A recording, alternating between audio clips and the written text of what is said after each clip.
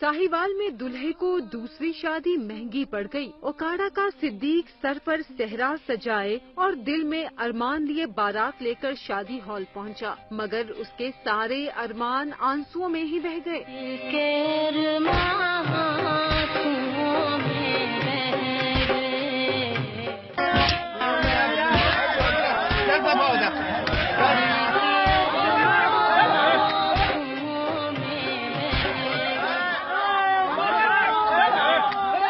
सिद्दीक की पहली बीवी बुशरा अपने 2 बच्चों के साथ शादी हॉल पहुंची, जिस पर वहां हंगामा खड़ा हो गया।